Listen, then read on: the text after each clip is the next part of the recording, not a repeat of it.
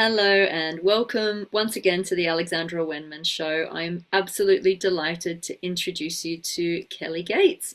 Kelly is an ICF accredited transformational coach who specializes in midlife mastery and reinvention, and she's also a very dear friend of mine. So, Kelly, welcome to the show. It's so lovely to have you here.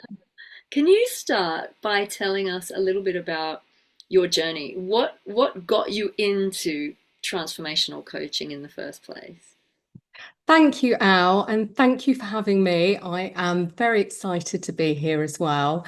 Um, I'm not sure if you know this, but I had a friend who suggested that I become a coach several years back, probably about 10 years ago, when I was really kind of at a place in my career where I wanted change, but I just didn't know what I wanted to do next. Anyway, that friend was you. Friend was I don't you. remember that.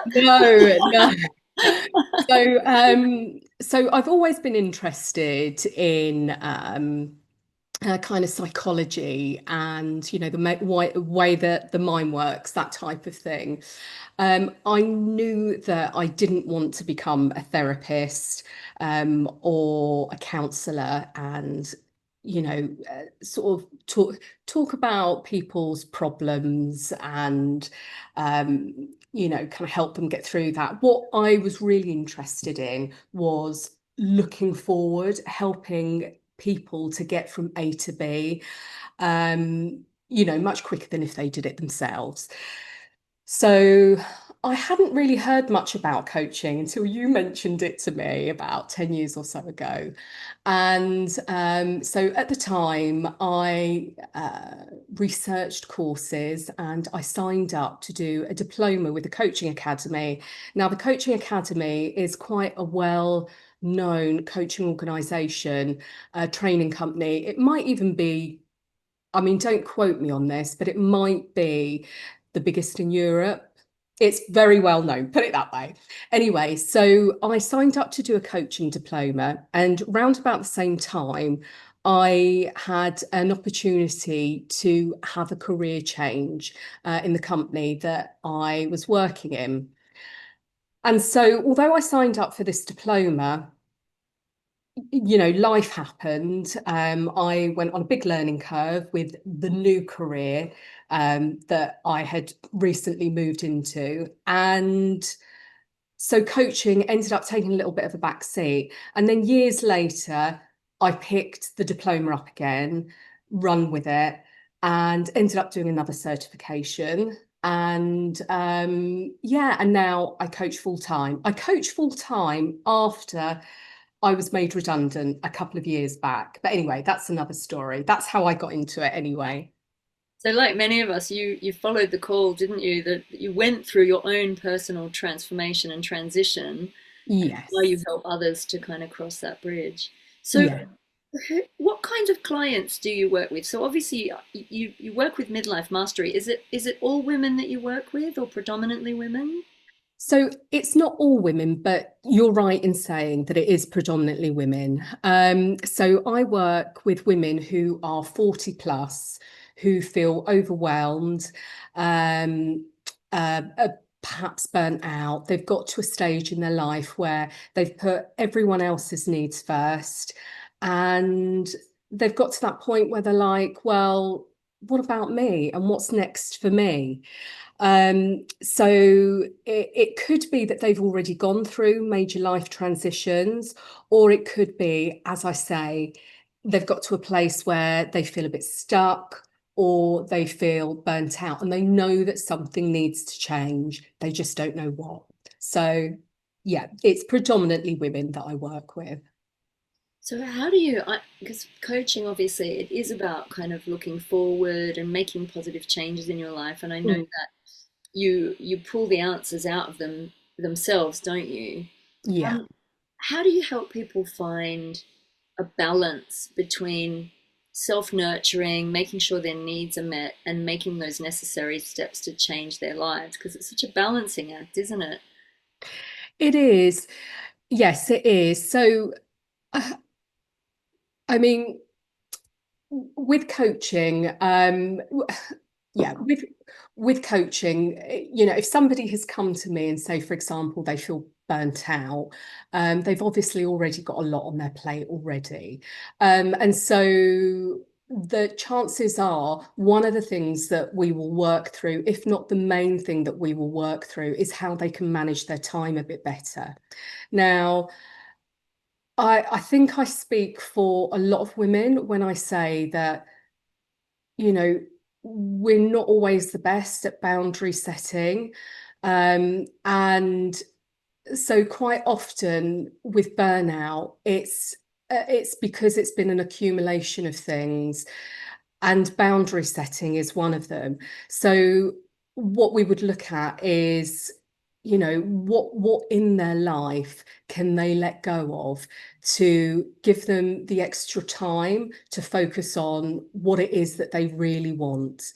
Um, and and that in itself, that will help to, nurture themselves, nurture their time, give them, give themselves back some time to think, time to Yeah. be. So, what are some of the specific tools that you might work with? Like, do you get them to journal? How would a normal session in a day in the life of a session with Kelly work?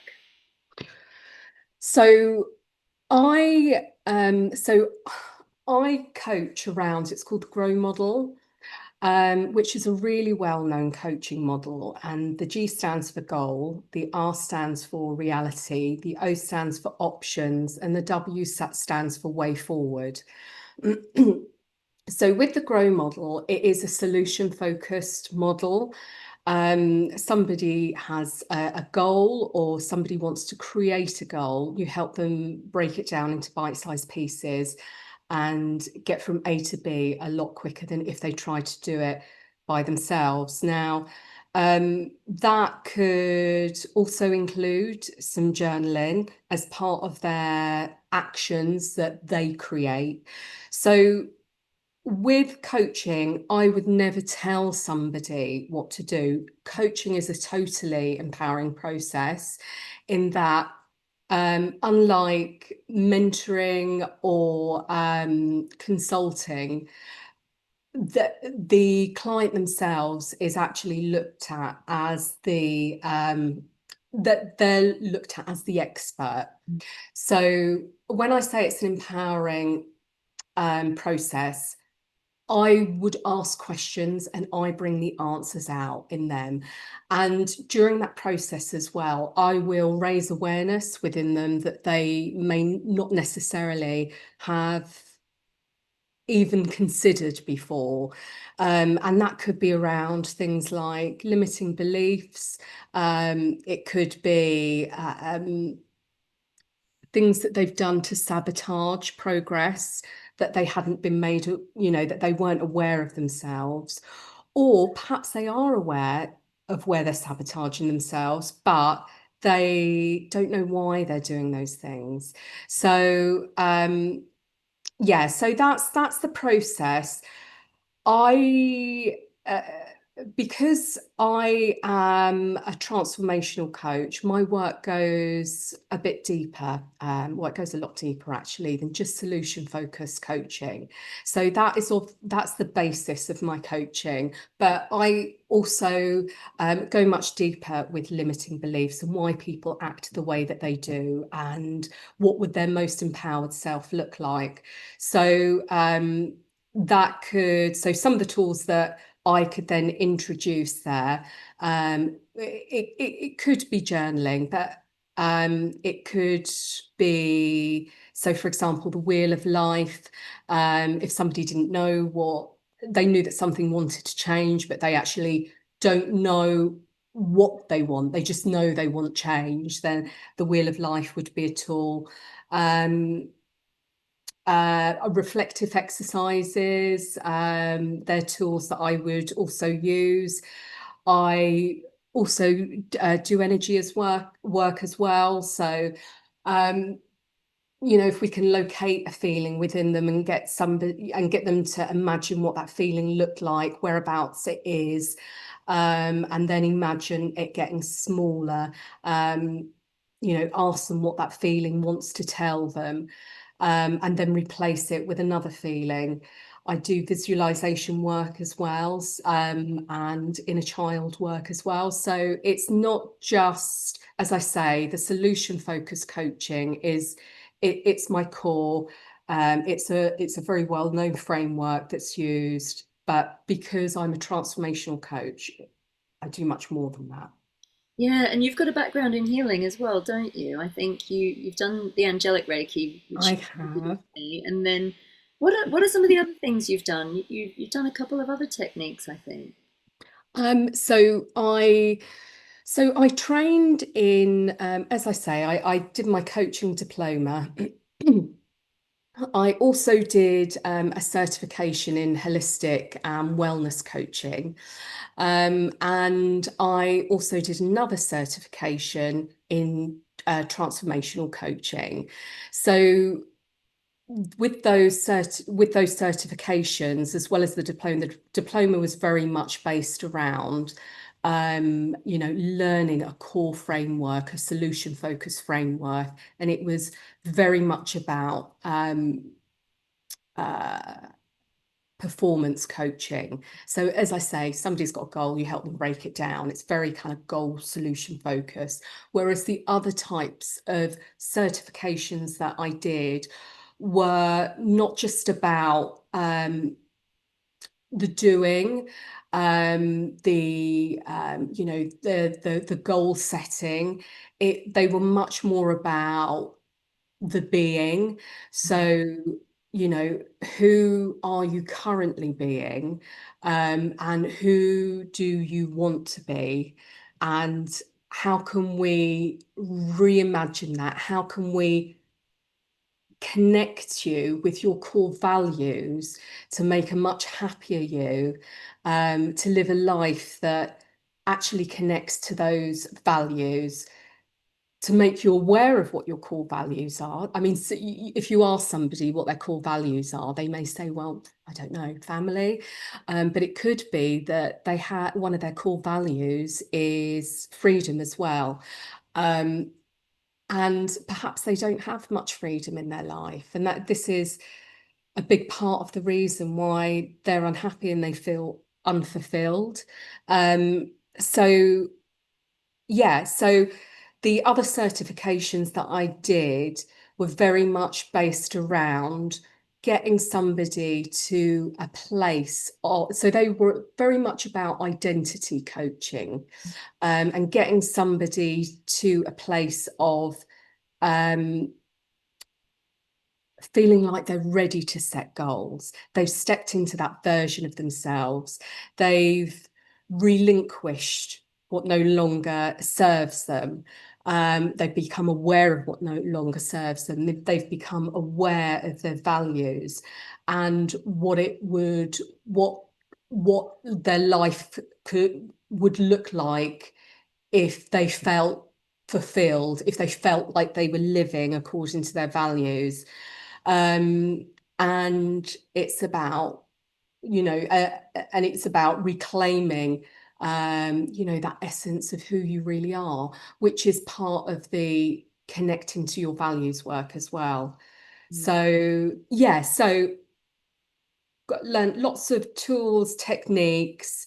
And as I say, it's not just solution focused coaching that I do, it's very much about who are you being and who do you need to be your happiest, most authentic self and feel like you are living in alignment with what you value most.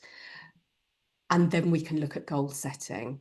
I love that. And obviously I know you really well, and I know that you've got a lot of lived experience as well. Can you share Mm. with us some of the personal challenges that you've been through that, your ability to kind of coach yourself through has, how your techniques have helped you really through your own challenges?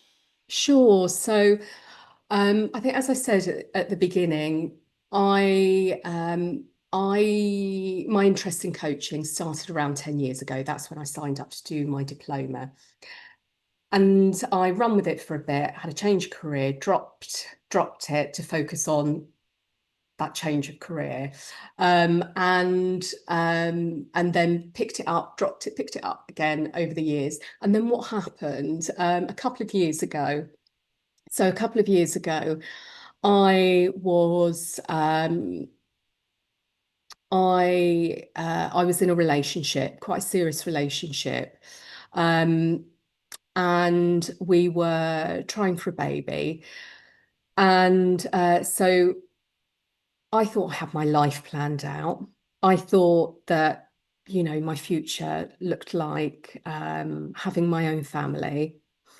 And the relationship ended very suddenly, and it was very unexpected, at least on my part. And I had been living with my partner at the time. I had my own property, but it was being rented out. So I was living with my partner at the time. And suddenly I didn't have a home to live in. Suddenly I had lost a partner who I'd been madly in love with. And I was 42, no, how old am I now? Okay, I was 40, I think I was 43 at the time. And really it was what I felt was probably my last chance to have my own family. Now, I did consider at that point, maybe I should have children by myself. But then 6 months later, I also lost my job. So I was made redundant. Now, I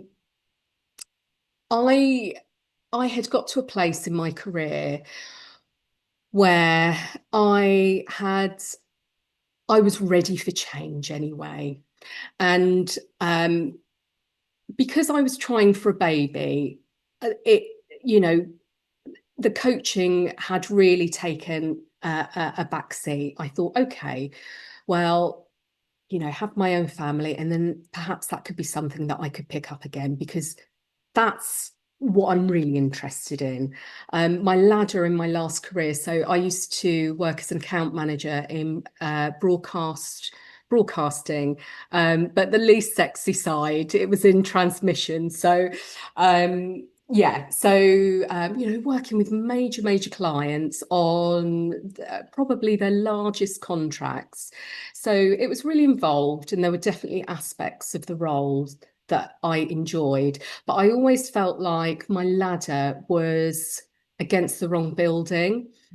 Um, so I guess I had put the coaching on. I'd put the coaching on hold. I'd put the career change on hold because I was trying for a baby with my ex-partner. And then I was made redundant, and I guess that you know that career change.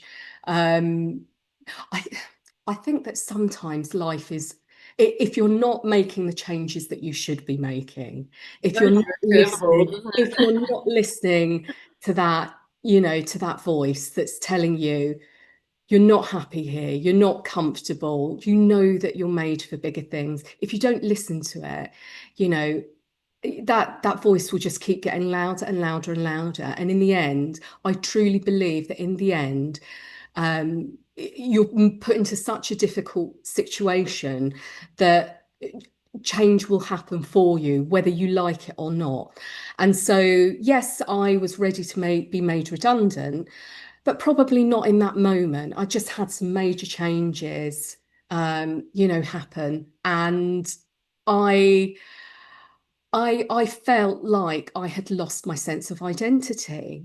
I thought, okay, so if I'm not going to be a mother, um, if I'm not in this partnership, if I am not this account manager working with major broadcasters, who am I? So I really felt like I'd lost my sense of identity. then what happened was when I left that role, I was very burnt out. Um, I was burnt out spiritually, emotionally, physically. I'd kind of held it all together for several months, and yeah, I'd held it all together. And by the time I was let go at that company, it was like a kind of a huge exhale. And yeah, and all the grief, everything came over me, and I really felt burnt out. Now, what I forgot to mention as well, is that I had the last 2 years of working for that company, I'd had a new manager as well. And and we didn't get along. It wasn't um I had tried to get along with her, but we didn't get along anyway. I at the time, because I was trying for a baby, I really didn't want that stress in my life. So I had approached HR and asked them if they could intervene. I felt like I had grounds to take a grievance out against my old manager. Very Uh, diplomatic how you just put that. yeah, Very well, diplomatic. yeah, Alexandra kind of knows. Knows what I went through. It was very, very stressful at the time. But I didn't want that extra stress of a grievance. So I went through mediation, um, because I wanted to hold on to my job because I was trying for a baby. But you know, eventually I was made redundant anyway. And I think the stress of all that, the previous couple of years, kind of the situation at work that I'd been very unhappy with, the trying for a baby, the breakup, the not having my own home, the job loss. It felt like a pack of cards had fallen. It was like one big thing after the other. Um, and so after the burnout, I kind of picked myself up, dusted myself off, and thought, I can't carry on like this. I need to do something different. I need to feel excited about life again. I need to discover who I really am, under who I had told myself that I was. So that's when I did another certification in transformational coaching. And I mean, obviously, I'm a coach, but I'm also a huge advocate for coaching as well, because I really believe in the work. During that training, I was coached a lot as well. And that really helped me be able to move forward. So I knew that I didn't want to get stuck in the story that I had told myself. I didn't want to see myself as a victim. I wanted to acknowledge that I had been through a lot, obviously. Um, but I didn't want to define myself by that. I didn't want to see myself as somebody who, um, I guess, culturally may be viewed as a bit of an old maid, or, kind of, what you get to a certain age as a woman, and if you haven't had children, you certainly feel like you you certainly feel like others, society, views you as a bit kind of washed up and not of any use anymore. And I just thought, no, I don't, that's not who I am. That's not who I want to be. And actually, I want to change that for other women as well. I can't be the only woman out there who has got to a stage in her life who feels perhaps a little bit invisible, a little bit stuck, a little bit like she's lost her identity. Um, and so, I mean, I went through the coaching work myself. I did the work on myself. I acknowledged where I was in life. acknowledge that I went through a hard time. I was definitely what I would call an avoidant before then. Good vibes only. Ignore those dark feelings. Just push them down, push them down. But I can tell you, if you push them down, they come back to bite. They really Um, do, don't they? and yeah, and so when I allowed myself to grieve the loss of what didn't happen for me, I found that all this old um, loss that I'd had from years ago, that was coming up as well. It felt like I was purging um, who I felt I should have been. But the reality is, this is always who I was meant to be. This isn't plan B, this is plan A. And um, I feel so much more empowered now. I feel so much more in line with my purpose now. I feel so excited about life. And I I know that this work works. And I just want to help others. I am helping others. And, and I love seeing the transformations. I love seeing people go from a place of, I've got this big dream, but I'm doing really well at work and I don't know what to do. I don't know whether to just kind of stay on the trajectory. But actually, the thought of doing what I'm doing for the rest of my life is a bit depressing. And you know what? I had this dream when I was younger. This is something that I've always wanted to do. And the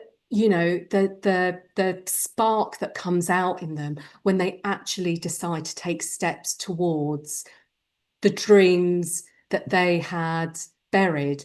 Because if you don't do something about those dreams, they'll sit there, and you'll end up just kind of beating yourself up about it, and you'll end up feeling quite resentful. So On the head, don't they? They really. exactly. Yeah. So So we only get one life. yeah, we only You get have to one go life. for it. And in that context, do you, in your opinion, do you feel like these midlife transitions are akin to an awakening, like a spiritual awakening of sorts? Yes, I do. I do. Um, I do. I mean, so for women, I think it's particularly potent because, we go through a physical change as well, with perimenopause. And I liken that really not to just a physical change, but also it's a spiritual portal as well, because our body is telling us we can't go on being who we were being. So we physically can't, our energy levels are different. The way our mind works starts to be different. And I think we are pushed into this change. Not, well, we're pushed into perimenopause, obviously, but we're pushed into looking at living a different way. I think, what I tend to see as well is that midlife is full of transition. So obviously for women, you've got the physical one, you've got the perimenopausal one, but it's usually kind of so midlife usually coincides with, uh, if you've had children, perhaps they're getting to a point where they no longer rely on you so much. You've got parents that may rely on you a bit more. So you're, I think we're called the sandwich generation. So you've got all these changes that are happening around you. Quite often there's changes in career as well. Maybe you're going for that promotion. Friendships are changing. Perhaps other people have had children. So, you know, I found that some of my friends, some really, really good friends of mine had children. I don't get to see them so much. So the dynamics change there. So I think midlife comes with a lot of transitions, and really how you manage those changes will determine really the trajectory of the rest of your life as well. Yeah, and there's all different types of transitions as well. Um, you know, there's actually four types of transition. So there's anticipated transition. So this could be a new career, this could be this could be having a baby. They're the planned transitions. And then there's the unanticipated transitions, which are the unplanned ones. So it could be the redundancy. It could be the breakup, it could be the illness. So you've got the unanticipated ones as well. You've got the non-event ones, which is perhaps, the house that you didn't get that you go after. It could be the baby that you didn't have, and so those ones aren't Varying necessarily. degrees of them too, isn't there? It's some of Yeah, them are like exactly. small but build up, and then some of them are real shock ones, aren't they? Exactly. So with the non-event ones, although to everybody else they're not visible, they actually can really cut quite deep. And then you've got the slow burn ones, or I think they're called the sleeper ones. And these are ones, like you just said, these are ones that kind of slowly creep up on you. So it could be the friendships that fade. Um, the thing, it could be realizing that you're not the person that you used to be. So yeah, midlife comes with a lot of change, and really, rather than feel disempowered about it, all these things have happened to me. Um, Coaching really helps you take your power back, reclaim your power, reclaim your energy, your confidence, your decision making, um, and take that control back again. How can you make life work for you, not to you? I love that. What are some practical tips that you would give someone going through a transition at the moment, just to help them stay grounded, help them get through it a little bit more easily? So, on a personal note, I would I would say to somebody, it is so important. Well, two things are really, really important. It is so important to show yourself some self-compassion. You know, what you're going through is hard. Show yourself some self-compassion. And how do you do that? That also ties into the second thing. And really, it is about building resilience as well. And that is to do with self-care. So I would say it is really, really important to care for yourself. So just make sure that the practical things are covered. So making sure that you get enough sleep. Well, what if you're finding it hard to get to sleep? Have ensure that your sleep hygiene is good. Make sure that you have a really nice wind down bedtime routine. Sleep is really important, but also rest is important. And this all ties in with how you can build resilience. So, rest isn't necessarily about, it's not necessarily about scrolling on your phone, just taking some time out. You're not actually resting there. Proper rest is about doing something where it's either something where you feel like it's almost like a meditation.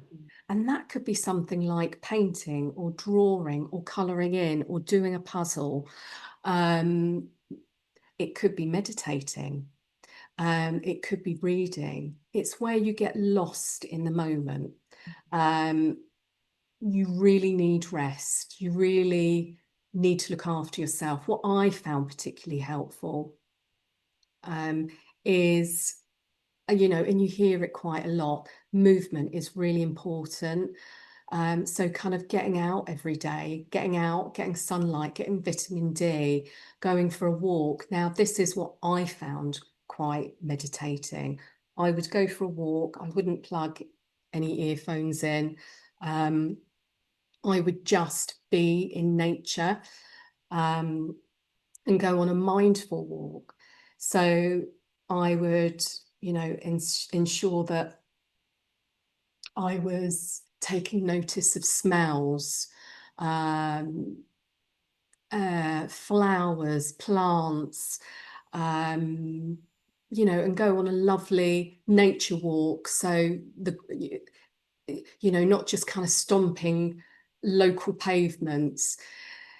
So the ground beneath my feet would, I don't know, be walking on some grassy land, or I don't know, some pebbles, or just really kind of immersing myself in nature. I found super helpful and super nurturing, not just for my physical being, but also for my mental being. So I would say ensure that you're getting enough sleep and also rest. They're really important. And also self-compassion. Just know that you're going through a hard time, recognizing that, um, accepting that you're going through a hard time, you know, getting yourself to a place where you feel resilient enough to be able to then look at the future.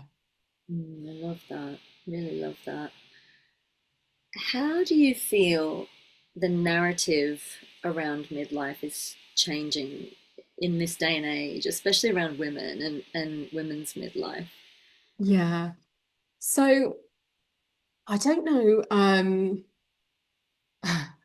don't know if you've seen that meme that was out. And it was kind of doing the rounds, and it showed the Golden Girls during their, I think it was during their 50s. And then it showed, I think it was the Sex in the City ladies. Um, you know, it's this is what midlife looked like. And that's what people expected midlife to look like, which is kind of shocking because, I'm almost in my 50s, and I certainly, I certainly look on it like, yay, I'm feeling more empowered than ever. But I think the narrative, it certainly used to be that, you get past a certain age for women and you're almost invisible, and you're expected to kind of just go out to pasture. And there's also this element, I think, with women of having viewed them always in a supporting role. Yeah. So, um, kind of being the mother, being the wife, being the daughter, always in the supporting role. And what I'm seeing, particularly in my coaching, and I think just, social media in general, and not just social media, celebrities. I mean, I think my new favourite celebrity is Pamela Anderson at the moment. I'm just like cheering for this second chapter in her life. Um, I think women have got to a point in their life, or, now, where they've started to think, well, what about me? Why do I have to be the supporting role? Because let's face it, you are, let's face it, if you can put yourself first, it's only going to help everybody else around you. Mm. So I think things are changing. I think women are getting younger as they're getting older, and there is nothing wrong with getting older. I mean, it's a privilege to get older. I feel more empowered personally as I'm getting older. There's definitely an element of um, block it. I'm just going to go for it. Yeah. Not really caring what anybody else thinks. I mean, certainly when I'm going off on a tangent here, but certainly when I started my social media, um, yeah, I hadn't signed up to be visible. I signed up to do this work to help other people. And I felt a little bit self-conscious to begin with. But then I thought, you know what? I am doing this, one, to help other women and men, but also to hopefully illuminate the path for other women as well, to show them that if I can do it, anybody can do it. Um, yeah, so I see the narrative changing. There's definitely a lot more work to be done. I mean, I know that when I do my, when I go networking, I'm just surrounded by women that are in their 40s, 50s, 60s that have started their own businesses, that have got to a point in their life where they've said, I've had enough. This is me time now. I want to do something purposeful. And I find it hugely inspiring, hugely. Do you know, I read somewhere that statistically, and I love this, that human beings, whether man or woman, are in our most creative time period between the ages of 80 and 90. Wow. Our second most creative between 70 and 80. And we're our Wow. third most creative between 60 and 70. So as we get older, we actually get more creative. And if you Mm. look at people like Louise Hay, I mean, she started Hay House in her 60s. It's Yeah. just incredible, like what older people can achieve and what they can do, and how many reinventions actually do happen. I mean, I suppose for people who have had children, there's also that time period in life where the kids are grown up and they're leaving Mm. home, so they have the second wind. Um, but yeah, I find that there's a resurgence of respect for our wise elders, and the crone, the wise woman, is Mhm. hugely on the rise again on this planet. And as women come into our wisdom years, it's like we're commanding, I mean not demanding, but commanding Mhm. respect again. It's like we're not going to go away quietly. We're not going to disappear. The Mhm. magical wise woman, the healer, the coach, the mystic, we're all on the rise again, and we're all healing from all of that persecution, the Mhm. inquisitions, the witch trials, all of that, that was a very real part of our collective history. I mean, the trauma of that sits in our DNA. So even if people aren't heavily spiritual or aren't working as spiritual healers, that is all part of our collective trauma. And to help people overcome that, which I believe your coaching work is really helping a lot of people to do, Kel, is major, and it is going to help shape and pave the way, shave the way, shape and pave the way for others to follow suit, and to inspire, Yeah. also to inspire younger people, to inspire young people to Yeah. garner that respect for their elders again, to inspire also elders to respect the youngers as well. There's Yeah. so much in this Yeah. reclamation of self, of identity, of who we are, of finding ourselves again as a society as well, that I think is hugely on the rise. And I think it's just going to keep getting better. I mean, yeah, there's a lot of weird, scary stuff going on our planet, and there's so many that feel like they've lost their direction, their identity, and lost their way.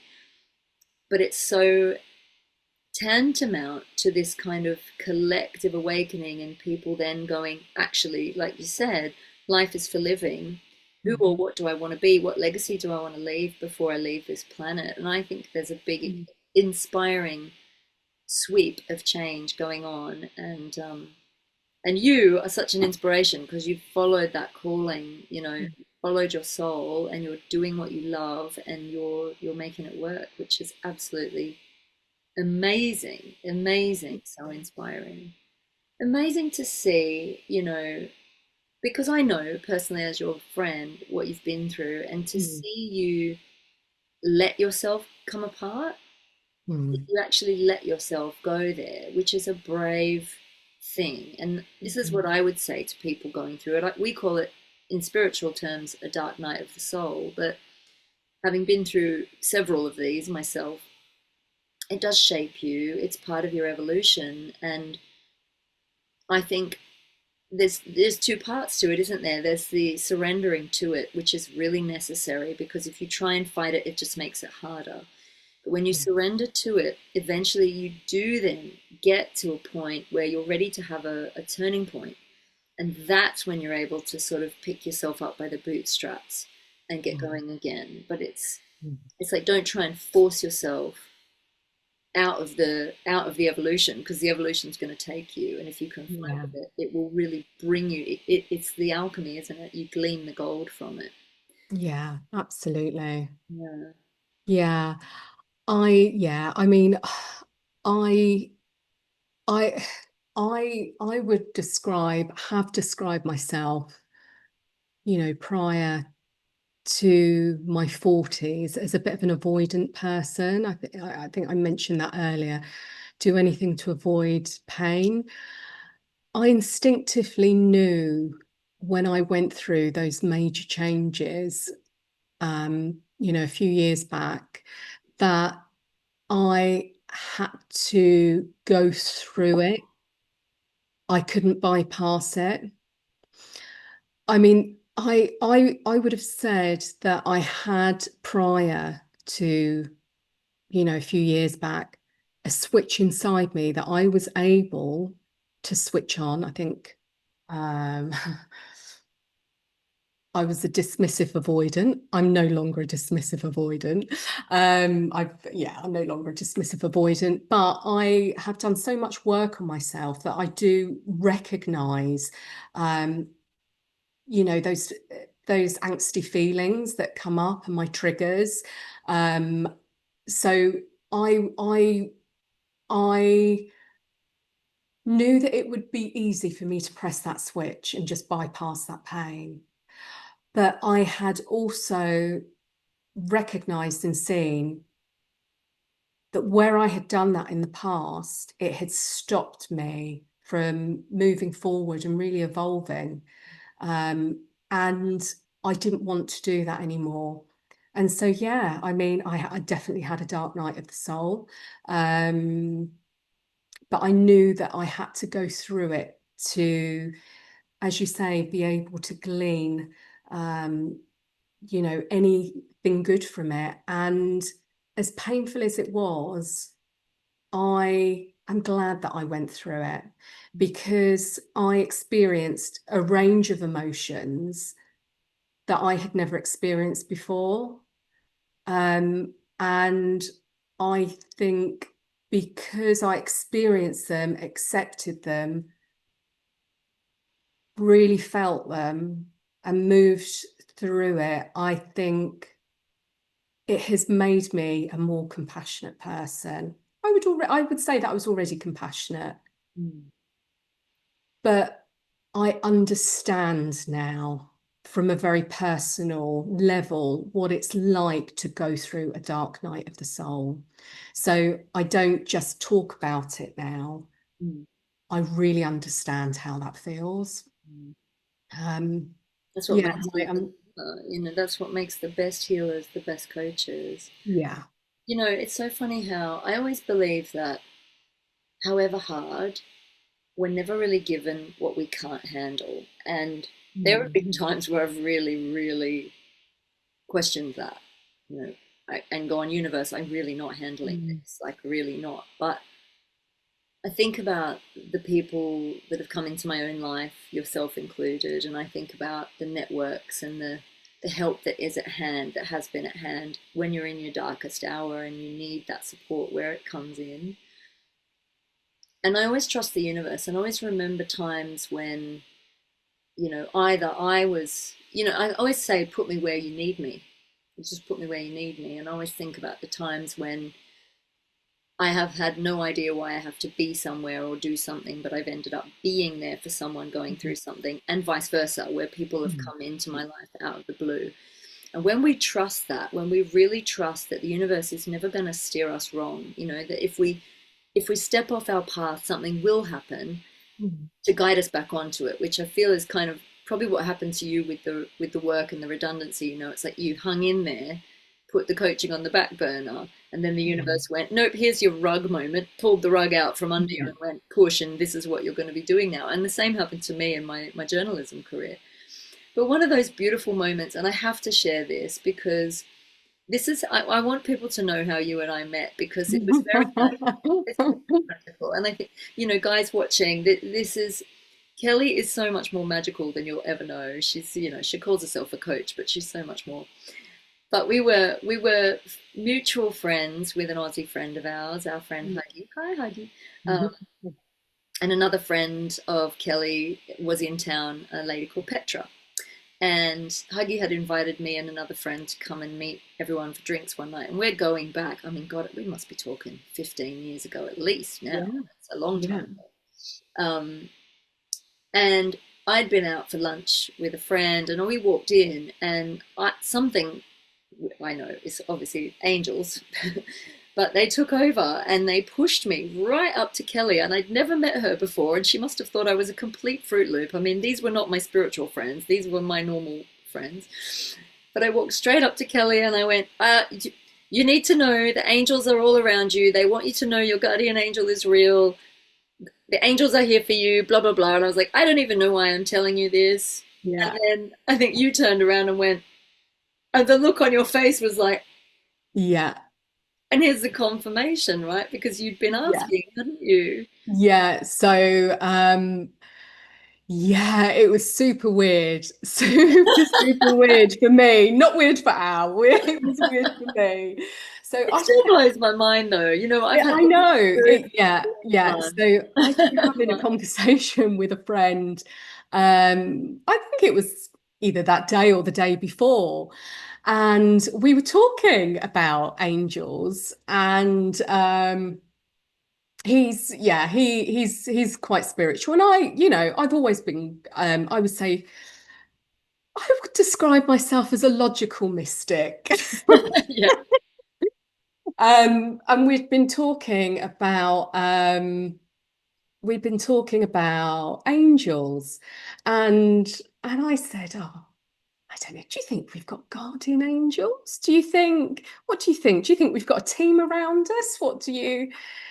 And he said, "Well, why don't you ask for a sign? Why don't you ask guardian angel if you're here, show me a sign." And I thought it was a bit silly.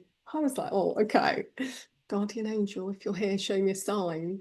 And then I think it was that night. At night, yeah.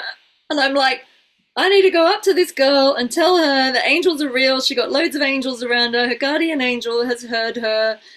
I just remember the energy of it was so beautiful. I had hands on Yeah, my back pushing me up to you, and I was like, yeah, and it happens to me a lot, like I remember being out one night on the dance floor at a friend's hen do, and turning around to the woman behind me and going, by the way, blah blah blah, and delivering this message, and her crying in my arms, going, "Oh my God, thank you for telling me," and like best friends for the night, but like not never saw her again after that night. Was just the yeah. message. But for you and I, we were so connected. I feel like we've had probably quite a few lifetimes together, and Oh, but the yeah. angels brought us together. And I think I said, I don't remember saying coaching for you, but I remember saying you're an innate healer, and I've always Yeah. felt that in you. You've always You're told me that. Yeah, you know. yeah.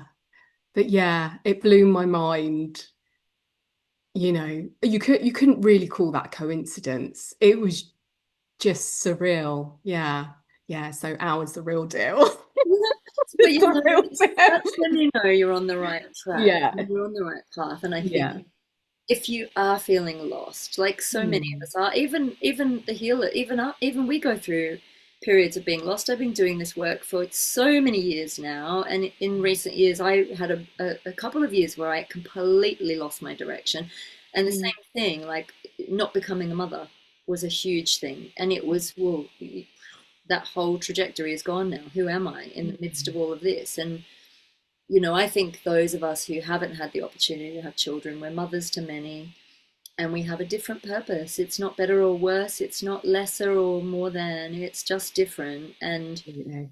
I feel like reinventing yourself or reclaiming yourself after that level of loss, after that level of grief, is a big job. It's a big job, Yeah. and it's bigger than most people realize.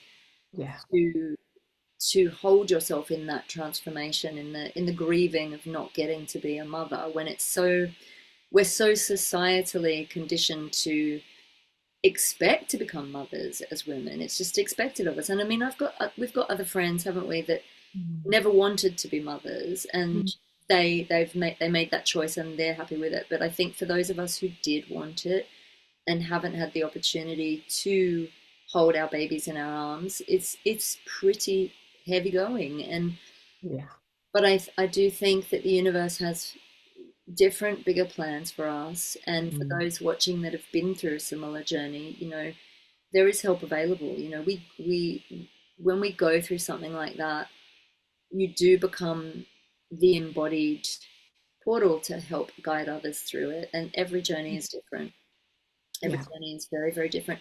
I do know through my whole experience of that feminine power is really quite something else. And the womb is completely so much more than we think it is. It is so much more than creating human life. It's a Mm. whole portal for transformation. We're creating the blueprints of the whole new earth through it. It's an incredible cauldron. And this is why I think women do make the best healers, Mm. because of the level and the depth of our emotional capacity. And Yeah. I think going through something like that really makes you, it forces you to fall in love with yourself. It forces you to really, really have your own back. And Mm. it really builds your spiritual muscle, your resilience. Yeah, But it never absolutely. goes away, does it? It It's always doesn't. going to be there, and it's not something you can push down. It's a level of something that's not like, the more you try and hold the beach ball under the water, the more it's going to want to come up. So it's like we have to deal with it. So Absolutely. And I like to think as well, Al, that the likes of you and I are showing the younger generation as well that if it doesn't happen for you, if it's something that you wanted and it doesn't happen for you, you're going to be okay. it's not the end It, of your life. it's not the end. It doesn't have to define you. Life can still be amazing and purposeful, and you can still, have love as well, from your friends, from your family, from perhaps a partner. It's You can still have a full life, a full and happy life. And so I like to think that, I'm part of helping change that narrative around women who haven't had children, who had wanted them. I mean, as you mentioned, we've got mutual friends who don't have children, who didn't want them. And in some ways I look at them and I kind of envy, the fact that they didn't want them, because I think, life could have been so much easier had I just not wanted them. Um, you know, ev- everybody's journey is different. Everybody's journey is valid. And I think, you see some things online where women who didn't have children, um, a lot of people assume it's because they didn't want to, and they're really vilified. And no woman should be vilified for not having children, whether they didn't want them or whether they couldn't have them. I think there should be more sensitivity and more acceptance for women's choices. And at the end of the day, it is our choice, well. it wasn't a choice for me, but it's, in we should be able to choose what we want and not be vilified for it.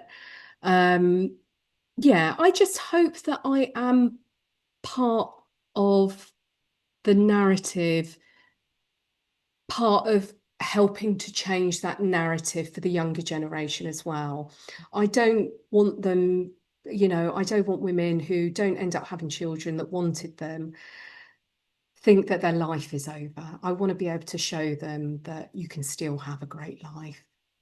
You can, and we do, and we go dancing. And I Do. remember I was doing an interview with someone once, or we were talking about this topic, and I got and somebody actually did vilify me in the comments after already, opening up about how painful it had been, Wow. then coming into this the space of, but I also have more freedom than those that have Yeah. had children, and I travel a lot, and I'm blessed to be able to do that. And it's one of those things where the grass is often greener. Yeah. And it doesn't mean that any journey is lesser or more important than, but I think you're right. I think there does need to be some more sensitivity around it because nobody really knows what has happened. And I know that, and people can't help but ask, when you get married. I mean, I remember getting married, and it's like the comment, "When are you having kids? When are you having kids?" With no thought as to what we might be going through at that time, and it was the most difficult time in my life. And it's like, how do you say to people, like, it's just like I couldn't, back in the day, I couldn't have a conversation about it without bursting into tears. And yeah, it's a tricky one. But I think we're all going through, childbirth aside, every human being on this planet is going through something. There is not going to be anyone. We're in an evolution, we're in an ascension, and I don't think anyone is getting off scot-free without having to go through something because we grow through what we go through. And, if honestly, I can't tell you some of the clients I have at the moment and the unbelievable stories of challenge that people are going through, stuff that you cannot make up, that is so out there. It's like a film. Yeah. Some of these narratives, some of these experiences, it is pushing the limits of what humans should be capable of without literally losing their minds. And Yeah. it's like it's break down to break through, I think, for a lot of Yeah. people at the minute. And Yeah. this is why we're so needed. So Yeah. on that note, how can people work with you? How can people find you? Because you are so needed in, so how can people get in touch, and what have you got coming up that people need to know about? They can find me through my website, which is www.kellygatescoaching.com. Um, I am predominantly on Instagram. So that is Kelly_Gates_coaching. Um, but I'm on LinkedIn as well, Facebook.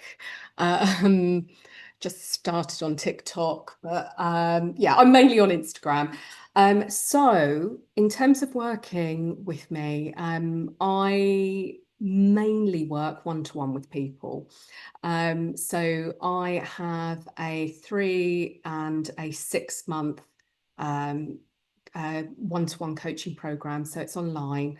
And also, I'm also going to do a 12-month coaching program as well. So when I say program, they're one-to-one sessions every other week. I am also I've also created a pilot, or we call it a beta program as well. Now, this is um, this is due to start early October. I'm looking for small groups of women, um, and this is actually so. This particular program will be based around my signature framework. So my signature framework is on the 5 stages of reinvention, my 5 stages of reinvention. And so this particular program will, over the course of 10 weeks, take people through those 5 stages. They can expect tools and techniques, laser coaching or hot seat coaching. There will be sessions every other week, and the weeks in between there'll be reflective exercises. So it's a cross between a course and coaching. So this particular program isn't about setting goals, although people may end up setting goals. It's not about that. This program is on identity. So it's it's transformational work. It's about, who am I being? What do I need to relinquish? What do I need to reclaim to become the version of myself that feels the most authentic, to bring out the real essence of myself? So that particular program that starts in October, that 10-week program, is about changing identity. It's identity work. It's about who you're being and who you want to be.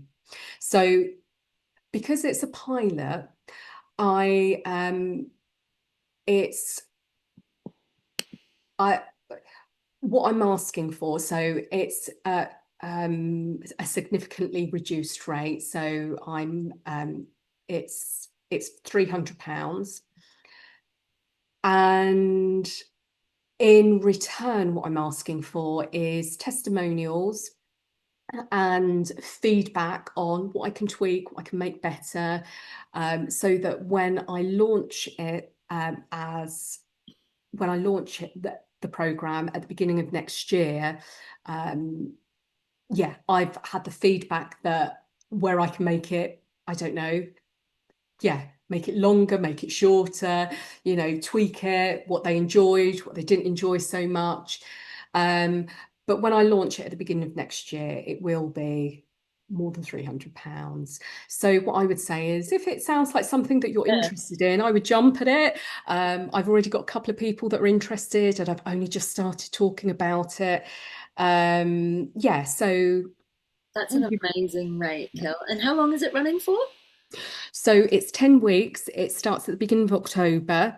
And as I said, it'll be a session every other week. And during that session, there's going to be an element of teaching.